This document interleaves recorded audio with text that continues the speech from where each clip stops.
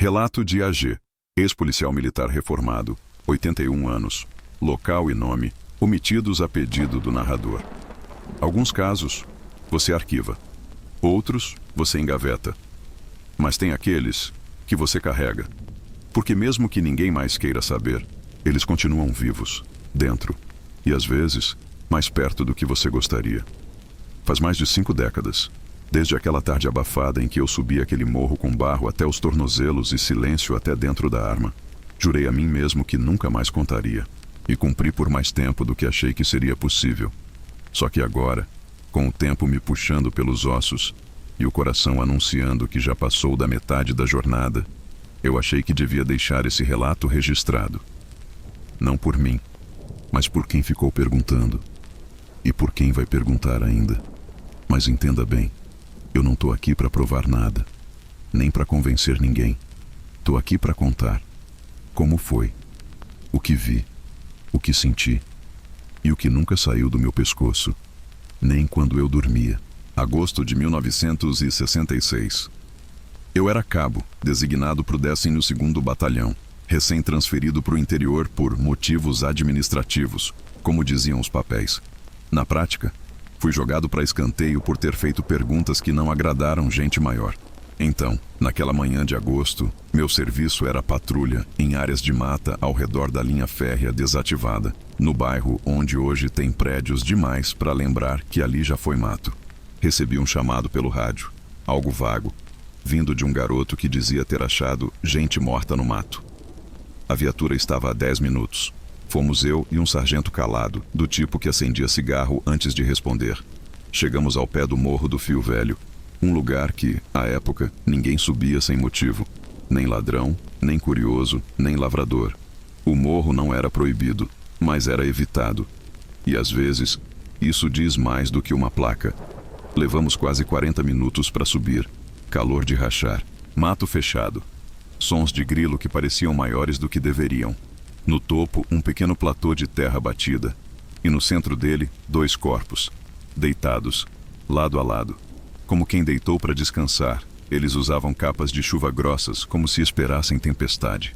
Mas o céu estava limpo, limpo demais, inclusive. Não havia uma única nuvem, só aquele sol branco que te faz ver mais do que devia. No rosto, máscaras de chumbo, cortadas no formato do rosto humano, cobrindo apenas os olhos e o nariz, como proteção contra a radiação. Ou, sei lá o quê. Havia uma garrafa de água de vidro, vazia, uma toalha pequena, como de rosto, e um pedaço de papel, dobrado, enfiado debaixo de uma pedra. Peguei, li, e nunca esqueci. 16h30 estar no local. 18h30 ingerir cápsulas após o efeito proteger metais aguardar sinal máscara. Chamamos reforço. Isolamos a área. Os repórteres chegaram antes da perícia. Como sempre, mas ninguém conseguia explicar nada. Sem sinais de violência, sem sangue, sem arma, só corpos, dormindo, como se estivessem esperando algo que não veio, ou algo que veio, e só eles viram. O problema não é o que não tem explicação. O problema é quando você percebe que ninguém quer que seja explicado. Na manhã seguinte à descoberta, quando ainda estávamos esperando a perícia retornar com os laudos preliminares, a primeira viatura preta sem marca estacionou na porta do destacamento. 2 homens desceram. Ternos escuros, cabelos baixos, bem penteados. Nem policial, nem civil. Outro tipo. Não se apresentaram. Não pediram nada. Ordenaram. Levaram o material recolhido, inclusive o papel com os horários. Deixaram uma cópia fotográfica borrada, sem tinta na parte inferior. Disseram que era para controle interno. E quando o sargento perguntou quem estava no comando da operação, a resposta foi só essa: agora não é mais com vocês. Mesmo assim, fiz o que não devia. Guardei cópias das fotos. Anotei tudo o que me lembrava da cena. Escondi dentro de um exemplar de contabilidade básica. Livro que ninguém da corporação pegaria para ler nem sob tortura. Comecei a buscar por mim mesmo. Visitei a loja onde as capas foram compradas. O vendedor disse que os 2 homens pareciam tensos, mas educados. Pediram as capas para um experimento ao ar livre, disseram. Depois fui até o bar onde foram vistos pela última vez. Garçom falou que olhavam para o relógio o tempo todo, como quem esperava um trem invisível. As identificações confirmaram. Miguel de Souza, Rafael Alencar, técnicos em eletrônica. Moravam em São Félix, cidade a umas 3 horas de distância. Trabalhavam juntos em montagem de antenas caseiras e equipamentos de rádio. Falei com um colega de trabalho deles, informalmente. Ele me disse que, nas últimas semanas, os dois tinham parado de sair. Ficavam trancados no fundo da oficina, testando frequências alternativas. Às vezes, ligavam os transmissores de madrugada e deixavam gravando. Silêncio. Mas um tipo específico de silêncio. Aquele que parecia estar esperando resposta. 2 semanas depois, recebi uma correspondência sem remetente. Dentro, um envelope pardo, com meu nome escrito em letras grandes, quase infantis. Dentro do envelope, um caderno de capa preta. As páginas estavam preenchidas com desenhos geométricos, esquemas de ondas, horários cravados com precisão e frases curtas, sempre escritas no canto inferior, como notas de alguém ouvindo ordens. Mantenha os olhos fechados na chegada. A luz não toca quem aceita. O corpo precisa de proteção, mas a mente precisa estar aberta. No final do caderno, uma frase isolada. Não foi suicídio, foi recepção. Quando o relatório da perícia chegou, o oficial, aquele que nos entregaram para arquivar, eu fui o único a notar o que não estava escrito. Causa da morte: indeterminada, lesões, nenhuma intoxicação, inconclusiva, vísceras deterioradas, violência física, ausentes sinais de luta, ausentes. Mas o que mais me chamou a atenção foi o comentário à caneta, escrito por alguém da equipe médica. Pupilas levemente dilatadas, porém com brilho preservado, sem rigidez muscular esperada. Expressão serena, quase vigilante. A palavra vigilante foi riscada com força, mas eu li antes disso. Fui chamado pelo comandante 2 semanas depois. Disse em voz baixa: "Deixa isso morrer. Não tem resposta. E quem insiste em perguntar, morre junto." Na semana seguinte, fui transferido para um posto rural, sem acesso a investigações. Não pedi, não questionei, só entendi. Nas semanas seguintes, os sonhos começaram. Sonhava com uma luz pulsante no céu, mas não como lanterna, nem farol. Era uma luz que não fazia sombra. Uma luz que parecia atravessar o corpo, como se olhasse de dentro para fora. E sempre o mesmo som, um zumbido agudo, contínuo, com uma pausa de 1 segundo a cada 16 segundos. Cronometrei no 3º sonho. Era exato. Em uma madrugada, acordei com as mãos sobre o rosto, não como quem se cobre do frio, mas como quem sustenta algo pesado no rosto. Quando olhei para o travesseiro, havia marcas de dedos, manchas cinzas, como se eu tivesse segurado. Chumbo. Nem tudo o que emite sinal espera por resposta. Às vezes, só precisa de alguém que escute. Era um rádio velho, de válvula, que meu pai tinha deixado num canto da estante. Uma peça de enfeite, dessas que só acumulam pó e saudade. Nunca funcionou. Até que numa noite qualquer, com a casa já dormindo, resolvi girar os botões só por nostalgia. Foi quando ele acendeu. Sem ruído inicial, sem chiado. Só um som limpo, agudo, parecido com um apito de frequência constante. A mesma frequência do meu sonho. A mesma pausa a cada 16 segundos. No dia seguinte, comprei uma fita cassete virgem numa banca e deixei gravando a frequência durante 3 horas. Quando fui ouvir, não era mais só o som.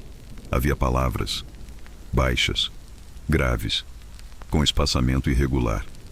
Como se alguém, ou algo, estivesse tentando modular uma linguagem a partir de dentro do próprio som. Não consegui traduzir. Mas entendi uma coisa. Não era humano. E não era erro. Era tentativa. Era comunicação. Voltei ao local do caso. O Morro do Fio Velho, como chamavam, agora era cercado de prédios, ruas asfaltadas e igrejas. Mas a trilha, mesmo apagada, ainda existia. Subi com passos lentos, já com mais idade, sem farda e com menos ar nos pulmões, mas com mais certeza do que procurava. Lá em cima, o platô estava seco. Sem marca, sem placa, mas eu sabia onde era. E enquanto estava ali, o zumbido voltou, Não no rádio. Dentro da cabeça, no centro da clareira, entre folhas, encontrei uma coisa. Um pedaço de metal escuro, com marca de corrosão nos cantos. Era curvado, fino, moldado como uma espécie de viseira, semelhante àquelas que vi nos corpos em 1966. Mas essa estava quente, quente ao toque, mesmo sob sombra. E quando encostei nela, um som curto atravessou meus ouvidos, como um estalo, mas com um eco, por dentro do osso. Quando voltei para casa e peguei o velho caderno de capa preta, percebi algo que me fez tremer. As páginas que estavam em branco não estavam mais. Agora continham uma sequência de números repetida em colunas: 16, 30, 18, 30, 42, 42, 44, 11, 44, 12, 44, 13. E seguia, até a página acabar. No final, uma única frase: protegido, agora escuta, pronto, agora aguarda. Sonhei que estava deitado com as mãos sobre o peito. Havia uma luz no teto, mas eu estava ao ar livre. A sensação era de que eu tinha sido colocado ali por alguém, ou por algo. E um som repetia: não era para eles. Eles vieram cedo. Mas você já entende. Acordei com o coração em disparada e com os dedos sujos de algo escuro, pastoso, chumbo, ou algo como. Dias depois, um homem veio até minha porta, terno claro, chapinha no bolso, óculos com armação antiga, identificação que não reconheci, mas que não importava. Ele não entrou, nem se apresentou, só disse: o senhor já sabe demais, e talvez seja por isso que ainda esteja vivo, e foi embora. Recebi, meses depois, um envelope vindo do interior do Espírito Santo, sem remetente, mas com uma carta e um caderno. A carta dizia apenas: achei isso na casa do meu tio depois da morte dele. Acho que tem relação com o que o senhor viu. Entrego por respeito e medo. Era o diário de Miguel, um dos rapazes encontrados mortos no morro. Ali ele escrevia: a instrução chegou clara. Não devemos contar, só registrar. As cápsulas são o início, não o fim. O corpo se apaga, mas o contato acende. E no final, a frase repetida 3 vezes: não era suicídio, era recepção. Não era suicídio, era recepção. Não era suicídio, era recepção. Eles não vieram para matar, vieram para ser ouvidos e para falar, através de quem aceita escutar. Hoje, escrevendo isso, percebo que a palavra certa nunca foi medo, foi ruído. Ruído dentro de mim. Aquela sensação de que há uma transmissão acontecendo no fundo da mente e que o mundo todo está tão barulhento que ninguém escuta. Mas eu escutei. Desde aquela manhã abafada, em 1966. Escutei antes mesmo de saber o que era, ou quem eram, ou se era alguém. Porque a verdade é que talvez nem sejam alguéns. Talvez sejam um quando passam por nós, mas nenhum quando vão embora. Por meses, meus sonhos se tornaram mais claros. Não mais pesadelos, mas memórias de algo que nunca vivi. Sonhava com campos cinzentos, com aparelhos flutuando no ar, piscando sem som, com olhos, muitos olhos, mas sem rosto, e com uma figura humana, ajoelhada, com a máscara de chumbo no rosto, e um sorriso que não fazia sentido. Não era um sorriso de alegria, nem de paz. Era um sorriso de quem sabia que o outro lado da realidade tinha portas, e que uma delas estava se abrindo. Numa noite em março, durante uma queda de energia, minha casa ficou completamente escura, silêncio total, vento parado, relógios imóveis. Mas meu rádio de válvula acendeu sozinho, sem tomada, sem antena, e o som voltou. Desta vez, diferente. Não mais só apito, mas palavras, na minha própria voz. Ditas por outro. A gravação dizia: você já é um canal. Você levou o sinal até onde ele precisava. Eles foram os primeiros transmissores. Você é o primeiro que não recusou. O corpo humano é a antena. O medo é o ruído. E o silêncio é onde estamos. Voltei ao banheiro. Me olhei no espelho. E o que vi era eu. Mas também não era. Meus olhos piscavam em ritmo. não natural. Um compasso de tempo. Pisquei e notei que havia luz no fundo da pupila. Luz que não vinha do lado de fora. E então, por instinto, cobri o rosto com as mãos, como os corpos faziam. E ali entendi. Eles não estavam protegendo os olhos da luz. Estavam permitindo que ela ficasse presa ali dentro. As máscaras não eram barreiras. Eram espelhos invertidos. Refletores de dentro para fora. Desde aquela noite, algo mudou na minha percepção do tempo. Relógios pararam de significar o que significavam. Os ponteiros giravam, mas eu não sentia as horas. Minutos duravam como horas. Horas passavam em segundos. Às vezes acordava com sílabas presas na garganta, como se tivesse falado em outro idioma durante o sono. E quando fui revisar o caderno preto, notei. Minha caligrafia mudou. Estava como a deles. Na última página do Diário de Miguel, que li pela 10ª vez, havia um trecho que só apareceu com o tempo. Talvez a tinta demorasse a reagir. Talvez minha visão só tenha aprendido a ver. Estava escrito: não tivemos tempo, mas você terá. Eles falam por quem escuta com o osso. Eles não querem que creiam, querem que escutem, porque o som não precisa de fé, precisa de forma. É isso então. A forma sou eu, o canal, o transmissor, talvez o último da fila, talvez o primeiro da nova. E talvez aqueles homens, Miguel e Rafael, nunca tivessem a intenção de morrer, apenas de deixar o canal limpo. E agora é minha vez de carregar o sinal, não por vontade, mas por consequência. Se você está ouvindo isso, ou lendo, saiba que a transmissão continua. Não há torre, não há satélite, não há rádio, há carne, há osso e há escuta. E se em algum momento você acordar com um som dentro da cabeça, um zumbido com pausas precisas, não ignore, escute e anote. Porque você pode ser o próximo transmissor. E tudo que eles precisam é que a mensagem continue. Eu sou AG, ex-policial, ex-investigador, ex-cético. E hoje sou só isso.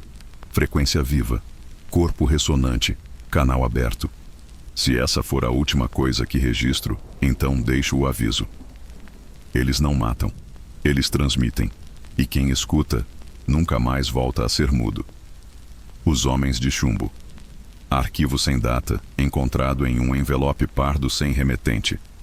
O manuscrito foi entregue anonimamente a uma rádio comunitária do interior fluminense em 2022. O corpo de AG jamais foi localizado. Não estou contando isso para fazer você acreditar. Estou contando porque não quero morrer carregando isso sozinho. Sou o tenente reformado Daniel R. Gonçalves, matrícula 0129375 FAB. Atuei na Força Aérea Brasileira entre 1975 e 1987. Especialização: operações noturnas e protocolos de intercepção visual de alvos não identificados. Hoje moro sozinho, no interior de Minas. Tenho 71 anos, sopro no coração, insônia crônica e uma memória que, infelizmente, não falha como deveria. Durante décadas, evitei contar o que vou relatar aqui. Não por medo de zombaria, mas porque aprendi que o tipo de verdade que a gente vive pode isolar mais do que a mentira. Mas chegou o momento, e se alguém estiver escutando, com o coração limpo e a mente aberta, talvez entenda porque eu nunca mais olhei para o céu da mesma forma. Era 19 de maio de 1986.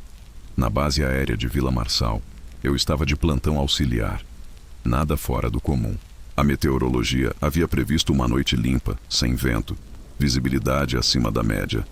Eu até brinquei com o operador de solo que aquilo parecia mais um convite do que um alerta. Às 21h43, o rádio interno captou a primeira triangulação anormal no radar. Um ponto deslocando-se a cerca de 18.000 km/h, vindo de sudoeste para nordeste, em linha irregular. 20 segundos depois, surgiram mais 3, em pontos diferentes do território. Às 21h51, nosso próprio radar acusou interferência por sobreposição de ecos. E em menos de 3 minutos, o céu virou um campo de anomalias. Às 22h07, deixei a torre para acompanhar a movimentação de pista. Foi quando vi. Não era luz no sentido comum, era uma ausência. Um recorte ovalado, flutuando sem som, apagando estrelas onde passava, como se o céu estivesse sendo arranhado por dentro. Ela parou no ar, literalmente, parada, sem tremer, sem deslocar vento, sem som, sem sombra. E foi isso que me arrepiou. Não havia sombra, nem dela, nem das luzes da base. Como se ela absorvesse tudo. Fomos acionados por protocolo. Subi com o capitão Miranda num caça F-5I, configuração noturna. Nos informaram que outras bases já haviam enviado interceptadores, Anápolis, Santa Cruz e São José. Nosso objetivo era a interceptação passiva, chegar o mais próximo possível, observar, relatar, atirar, jamais. Mas mal deixamos o solo e o silêncio no rádio já era anormal. Ninguém dizia nada. E não era falha de equipamento.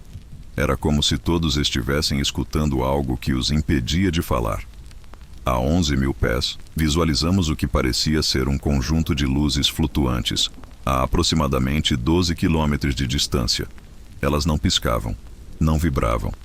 Elas mudavam de forma, como se o brilho se reorganizasse conforme o ângulo.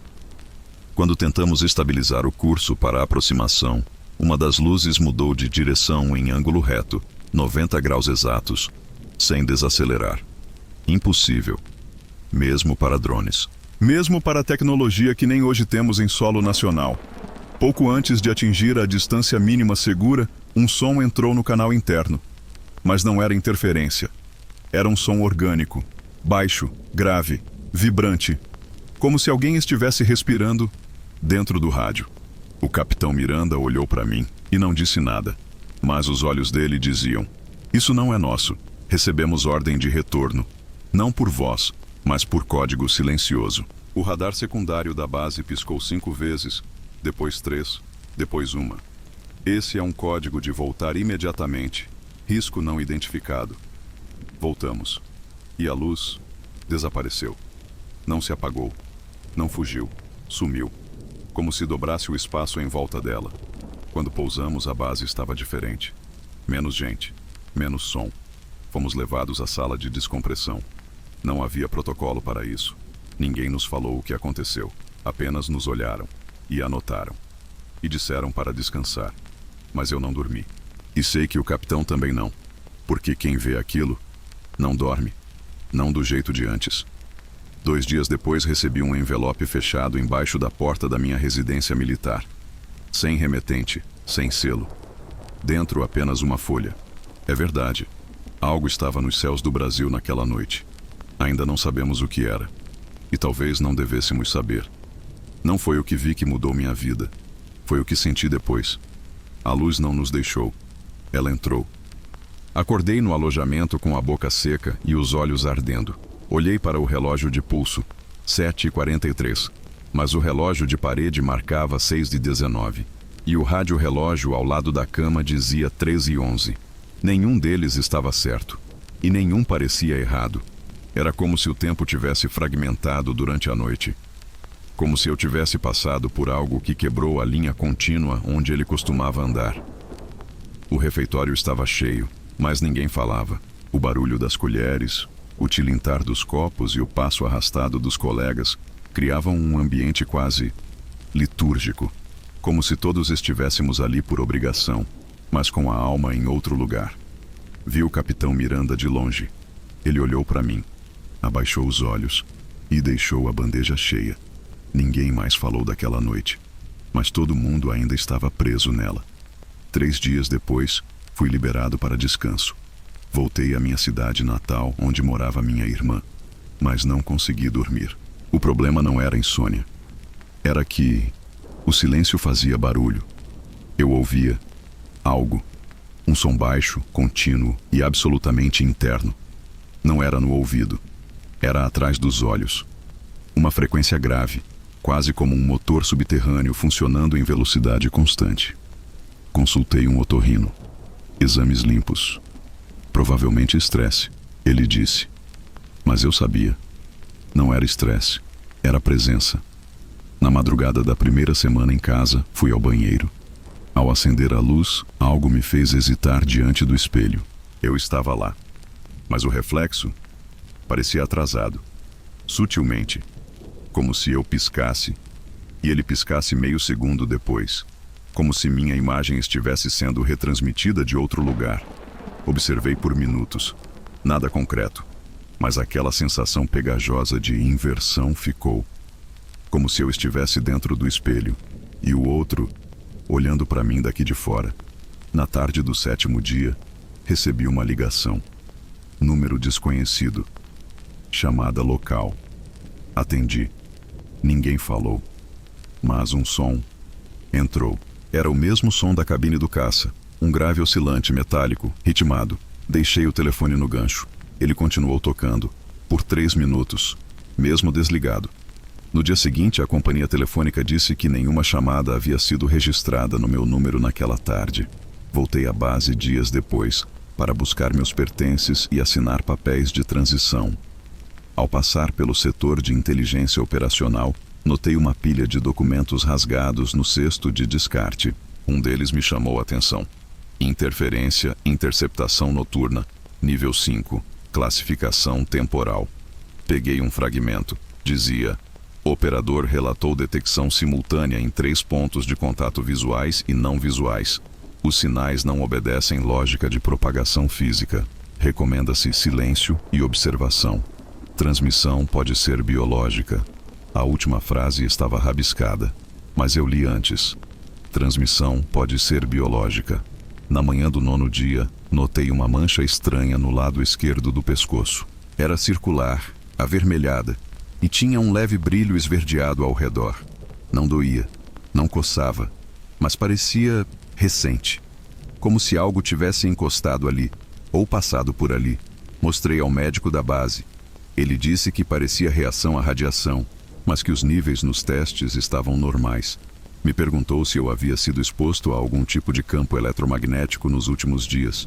Respondi que sim, mas não no chão. Na 10ª noite, sonhei com uma sala de paredes triangulares, sem portas, sem janelas, sem luz. Mas tudo era visível. No centro, um campo suspenso, feito de linhas de energia flutuante que não tocavam o chão, mas vibravam em ritmo. E no meio, um corpo flutuava, com o rosto coberto, mas os olhos abertos. Não era alguém. Era um reflexo. Era eu. No 23º dia, fui chamado à base pela última vez. Ao chegar, ninguém me recebeu. A base estava operacional, mas eu não fui encaminhado para nenhum setor. Me entregaram um envelope. Dentro, documento de transferência para reforma precoce, laudo de desorientação sensorial associada a trauma de voo, e um bilhete escrito à mão. Algumas verdades não devem ser questionadas, porque elas respondem. Eles não pousaram no solo. Pousaram em mim, e agora o que sobra é manter o corpo funcionando. Como antena, depois da minha reforma precoce, fui morar sozinho num sítio isolado, longe de estradas e fora do alcance de rádios e torres de transmissão. A ideia era fugir da frequência, da presença, daquilo que eu não conseguia mais definir como lembrança ou sintoma. Mas o que descobri ali foi que o som não vinha de fora, vinha de dentro. Quanto mais silêncio eu buscava, mais o som ganhava nitidez. A mesma frequência grave como um zumbido, mas agora com ritmo, intenção, estrutura. Era um idioma novo, não com palavras, mas com pressões, impulsos, imagens fragmentadas. E elas começaram a invadir minhas vigílias, não mais apenas os sonhos. Numa noite particularmente fria, ouvi 3 batidas na porta da cozinha. Ninguém sabia que eu morava ali. Ninguém. Abri com o velho rifle de caça em mãos, mas não havia ninguém, exceto uma figura no limite da mata, parada, sem lanterna, sem roupa de frio, apenas observando. Seus olhos não refletiam a luz da varanda, e mesmo parado, ele me dava a impressão de que se aproximava. Pisquei. Sumiu. Voltei para dentro tremendo, mas não de frio. Era o mesmo frio da cabine do caça.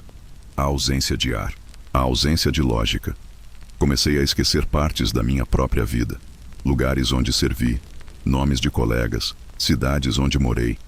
Mas ao mesmo tempo, lembrava de coisas que nunca vivi.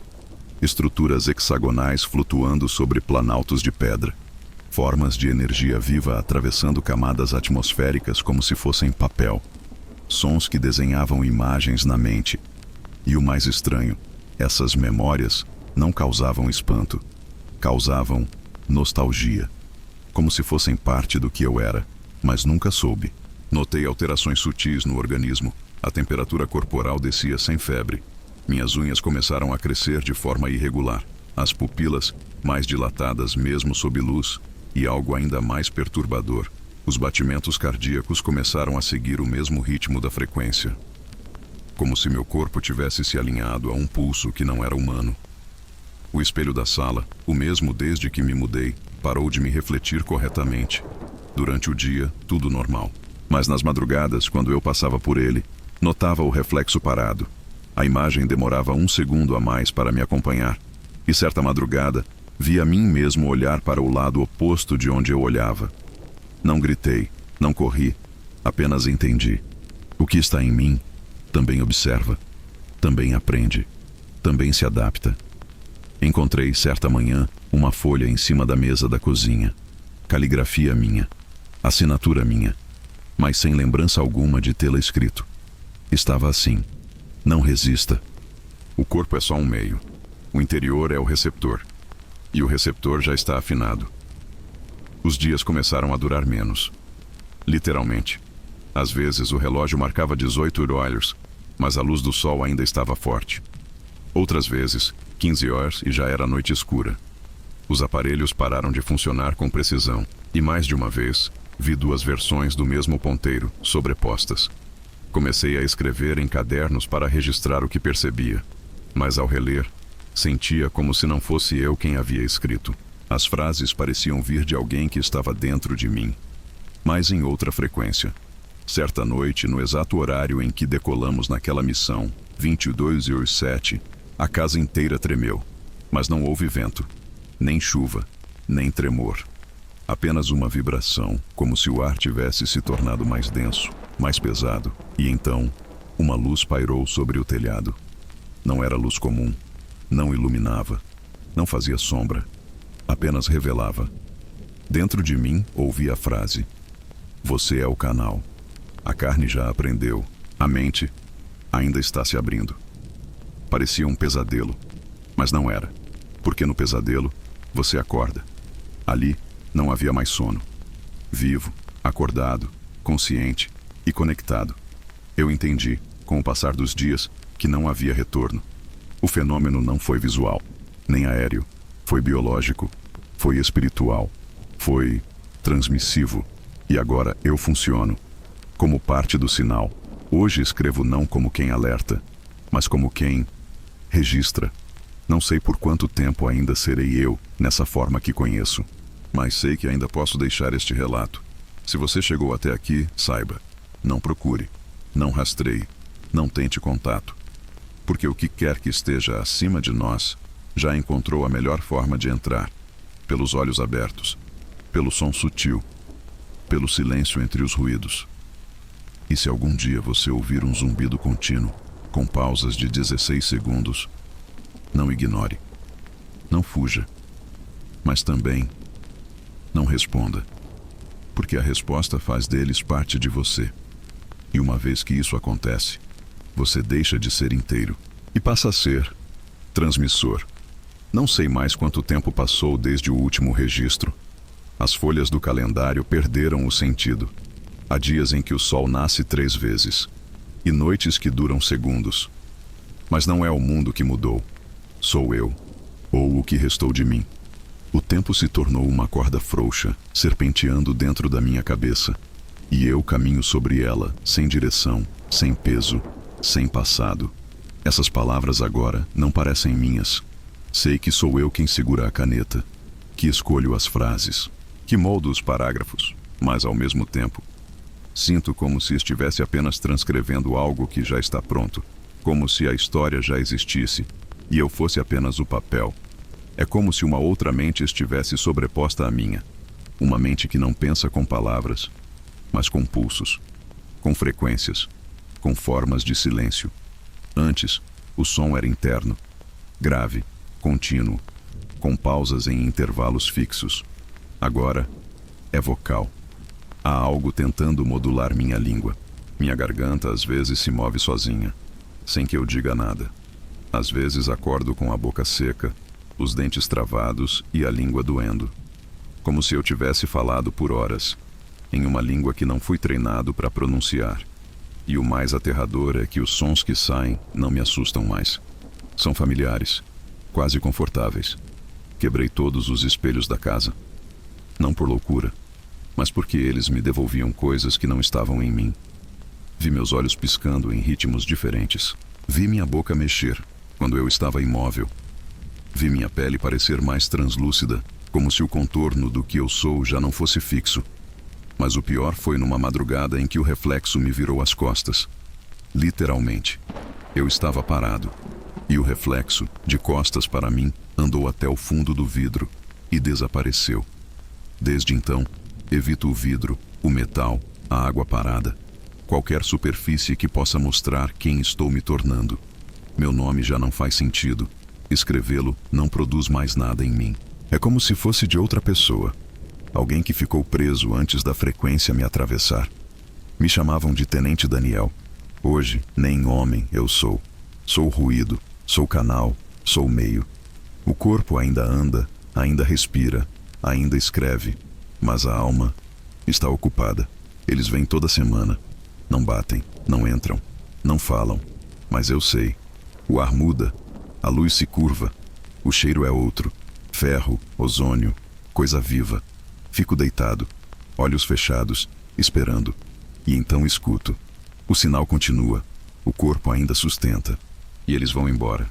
Não com passos, mas com dobras no espaço, como se o ar engolisse a forma e cuspisse o vazio. Meus dedos começaram a mudar. Não de forma, mas de uso. Eles agora seguem padrões involuntários. Às vezes escrevem símbolos que não reconheço.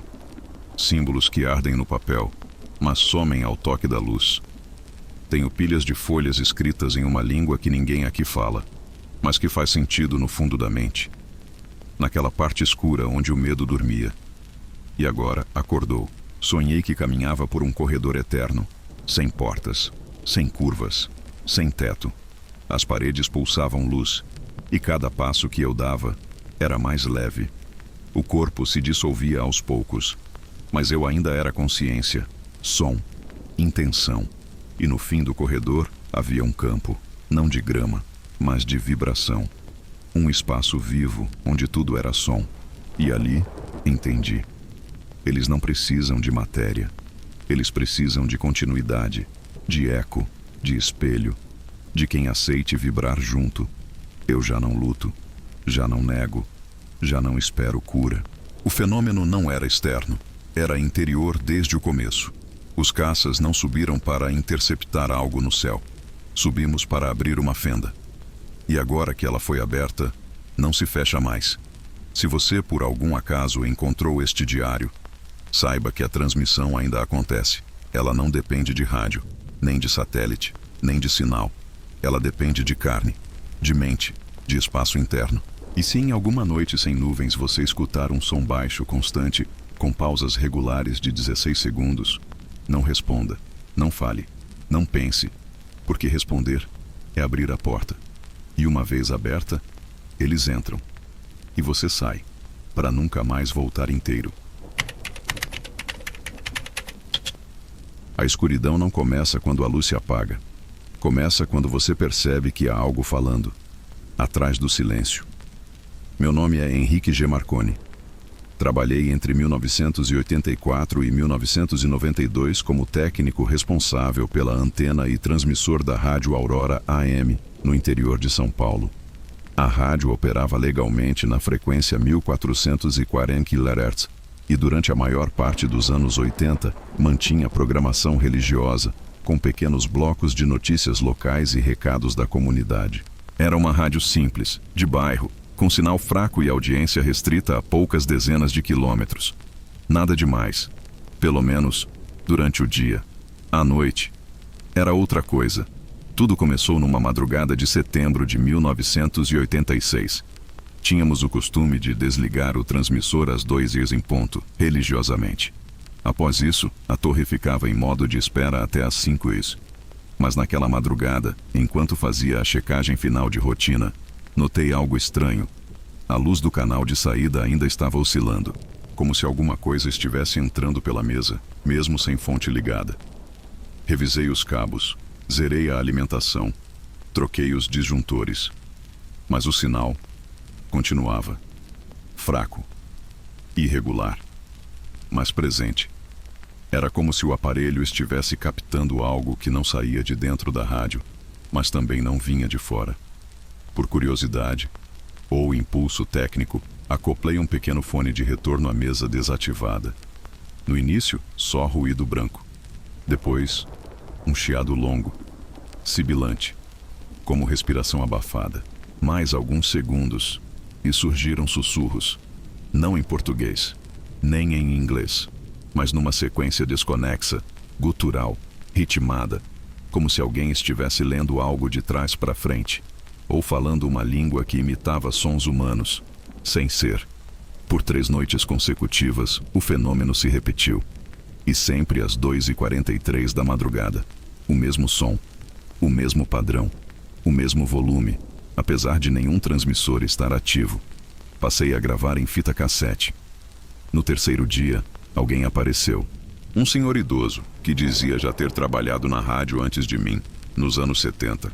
Estava parado do lado de fora da grade, me esperando quando saí às 5h30. Sem que eu dissesse nada, ele disse: "Você ouviu, né? Tem coisa que nunca foi nossa. Só emprestaram o canal." Antes que eu pudesse perguntar qualquer coisa, ele sorriu e foi embora. Nunca mais vi aquele rosto, mas desde então nunca mais me senti sozinho na rádio de madrugada. Na 7ª noite, por volta das 3h12, ouvi algo diferente. Era a oração do Pai Nosso, mas com pausas em lugares errados. Silêncios estranhos. Palavras rearranjadas. Parecia uma versão ensaiada por quem não entendia o que estava dizendo. E ao fundo, um choro, longo, contido, mas presente. Era de criança, ou parecia. E por mais que o volume fosse baixo, o choro soava perto, como se estivesse do outro lado da parede da sala de transmissão. Mas não havia ninguém ali, nem fora, nem no prédio, só eu. E o som. Na 11ª noite, tentei interromper tudo. Desliguei a chave geral da transmissão. Tirei os fusíveis. Desconectei o aterramento. Mas o sinal permaneceu. E mais do que isso, a mesa acendeu sozinha, como se alimentada por outra fonte. O VU-metro oscilava em silêncio. E no fone, apenas uma respiração lenta, cada vez mais próxima, cada vez mais sincronizada com a minha. Certa manhã, encontrei um papel dobrado dentro da cabine técnica. Ninguém além de mim tinha acesso ao local. No papel, uma frase escrita com letra tremida: 1440 não é uma frequência, é um ponto de escuta. Após a 5ª madrugada de interferência, comecei a gravar cada trecho suspeito em fitas cassete. Era hábito antigo, manter registros de áudio para comparar oscilações ou falhas técnicas. Mas com o tempo notei algo peculiar. O que eu escutava ao vivo não era igual ao que saía na fita. Mesmo que tudo fosse captado da mesma mesa, com os mesmos níveis, as fitas revelavam coisas que eu não tinha ouvido na hora. Sons ocultos, palavras engasgadas, respirações que não estavam lá, passos ritmados no fundo da trilha. E em uma delas, bem ao fim da gravação, ouvi meu nome, sussurrado com minha própria voz. Mas eu não havia dito nada. Na madrugada do dia 12 de outubro, deixei uma fita nova gravando e fui para o fundo da rádio limpar o reservatório. Na volta, algo me fez parar. O gravador estava em stop, mas eu tinha certeza de ter deixado gravando. Rebobinei e apertei play. No início, apenas ruído. Depois de 2 minutos, algo começou a emergir. Sons de orações sobrepostas, em várias vozes, como se fossem partes desconexas de missas antigas. Em seguida, um som que me fez tremer, arrastar de cadeira, seguido por batidas metálicas, como se alguém tivesse derrubado uma mesa e caminhasse ao redor da cabine. Mas eu não estava lá. E a porta do estúdio estava trancada. O pior veio nos últimos 10 segundos. Uma voz infantil dizendo entre risos abafados: "Agora ele também grava por dentro." Na semana seguinte testei algo. Gravei o mesmo trecho da madrugada 3 vezes, com fitas diferentes, todas ligadas no mesmo horário. Mas ao comparar as fitas, cada uma continha um conteúdo diferente. Mesma duração, mesmo tempo de captação, mas sons distintos. Era como se cada fita tivesse acesso a uma camada diferente da mesma transmissão. Uma revelava orações, outra, risos abafados. A terceira, sons de ossos quebrando, como se alguém estivesse sendo entortado no escuro. Comecei a perder o sono, e com o tempo, também comecei a perder a voz. No fim de outubro, notei que minha voz falhava ao falar. Não era rouquidão. Era como se a garganta não reconhecesse mais os comandos. Ao tentar ler um texto em voz alta, sentia a língua travar, como se estivesse sendo corrigida. Comecei a ter pesadelos onde alguém repetia o que eu pensava, antes de eu falar. E quando eu acordava, ouvia um chiado no rádio da cozinha mesmo desligado. Certa noite, bati sem querer em uma pilha de fitas antigas que estavam há anos esquecidas em um armário da rádio. Uma delas caiu aberta. Na etiqueta, escrita à mão, lia-se: "Não tocar de madrugada, 0300, 1440 AM, acesso reverso." Nunca vi aquela fita antes. A caligrafia era familiar, mas não era minha. Pus para tocar. E o que ouvi me fez suar frio. Era eu, falando, mas em uma gravação de 1978, 7 anos antes de eu trabalhar ali. A voz dizia: "Ele ainda não entende, mas vai entender, porque uma hora todos os canais se alinham, e então o som sai." A partir da segunda quinzena de novembro, comecei a sentir algo novo. Não era mais eu quem escutava o som. Era o som que escutava a mim.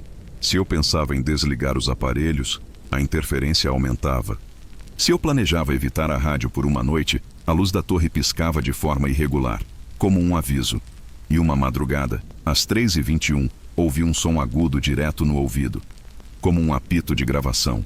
Depois, uma frase: "Você já está registrado, e agora, tudo que pensa, grava." Agora, mesmo sem fita, sem cabo, sem microfone, sinto que continuo gravando. O som vem de dentro e se organiza em padrões, ritmos, réplica de memórias que não são minhas, e a cada vez que tento esquecê-las, ouço minha própria voz, em ecos impossíveis, repetindo frases que jamais disse. O transmissor não é a antena, é a alma. Na madrugada de 2 de dezembro, entrei na sala de transmissão e parei imediatamente na porta. O ar estava pesado. Não era calor, não era cheiro, era densidade, como se o espaço entre as coisas tivesse engrossado. Minha respiração ficou curta. O som dos próprios passos parecia abafado. E o que antes era apenas ruído, agora soava como presença. Algo vivia dentro do chiado. E eu sabia que, se avançasse, ela me escutaria. Não pelo ouvido, mas pela intenção. Passei a notar pequenos atrasos no reflexo da janela da cabine. Quando me mexia, a imagem demorava 1 segundo. Depois 2. Depois, parou de me seguir. Certa madrugada, percebi o reflexo me observando. Literalmente. Parado, com os olhos fixos. E então, ele sorriu. Antes de mim. Os equipamentos começaram a agir sozinhos. O LED da antena acendia às 2h43 e apagava às 4h07. Todos os dias, mesmo com o sistema desligado. A torre pulsava em vermelho. E cada pulso fazia algo em mim reagir. Meu coração batia no mesmo ritmo. Minha pele formigava. Meus dentes doíam. E a garganta se fechava, como se segurasse palavras que eu não sabia falar. Era uma onda. E essa onda respirava. Passei a ter sonhos repetidos. Sempre o mesmo cômodo. Uma sala pequena, sem janelas, com paredes cobertas de fita magnética. No centro, uma cadeira de madeira. E nela, eu. Mas não como estou, como estive, como serei. Acordava suando, e cada vez mais convencido de que não era só sonho. Era lembrança de outra versão minha, que já viveu aquilo. E talvez esteja vivendo de novo. Agora. Fui ao médico por causa de um zumbido permanente. O eletrocardiograma mostrou algo curioso. Meu coração batia em compasso reverso. Não anormal. apenas invertido. Como se o pulso viesse de fora para dentro, como se respondesse a um outro ritmo. O médico recomendou descanso, mas eu sabia, não era estresse, era acoplamento. Tentei gravar novamente os sinais da madrugada, mas nenhuma fita registrava mais nada. O som sumia no instante em que o gravador começava. Porém, uma madrugada, deixei a fita gravando por acidente. E no dia seguinte, ao rebobinar, ouvi minha própria voz dizendo frases que nunca disse. E entre elas, uma que me paralisou. Agora ele respira como nós. A carne vibra. A onda se expandiu. Dia 21 de dezembro, às 2h44, a luz da cabine piscou 3 vezes. No fone ouvi o sinal, mas dessa vez era mais claro. Era rítmico. Era uma respiração. Inspirei. O som inspirou. Expirei. O som expirou. Era sincronização. Era fusão. Era a última fronteira entre eu e o que morava naquele canal. E então, escutei. Agora você é meio. O sinal encontrou forma, e a forma ouve de volta. Antes eu falava. Agora, a voz fala antes. Antes de pensar, ouço a resposta. Antes de abrir a boca, já sei o que vou dizer. E não fui eu quem pensou. Como se algo estivesse habitualmente um passo à frente de mim. E quando tento ficar em silêncio, ela fala sozinha. Pelo corpo, pelos olhos, pelos dedos, pela pele. Perdi o controle sobre os horários. Não sei mais o que é sono e o que é vigília. Acordo em cômodos diferentes. Às vezes de pé, às vezes escrevendo. Já encontrei páginas inteiras com frases repetidas. Transmissão estável. Receptor adaptado. O corpo não oferece mais resistência. Minha pele vibra de madrugada. Literalmente. Como se estivesse sendo afinada. Como se as células respondessem a comandos que vêm de fora. Ou de outro tempo.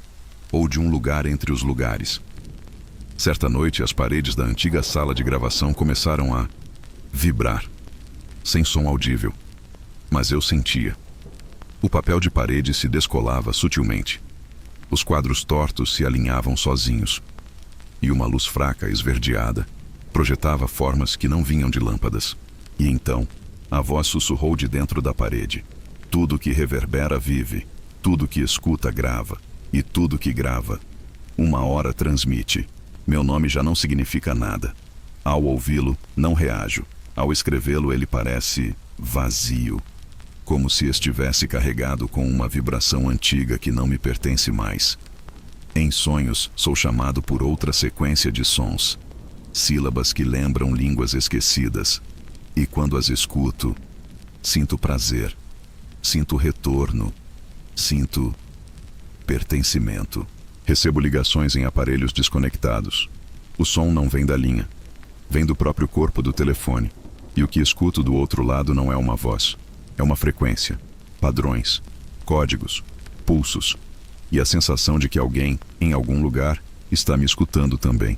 Espelhos escurecem ao me aproximar. O reflexo pisca antes de mim. Fala coisas que não saem da minha boca. Certa noite, ele me mandou calar. Sem som, mas a boca dele moveu-se, e eu senti dor na língua, como se tivesse sido silenciada por dentro. Na virada para o novo ano, deixei a rádio pela última vez, mas levei comigo o som. Agora ele me acompanha em todo lugar. Rádio do carro, vozes do mercado, apitos ao longe. Tudo carrega a mesma estrutura sonora. Mesmo quando desligo tudo, ela continua. Porque eu sou o transmissor.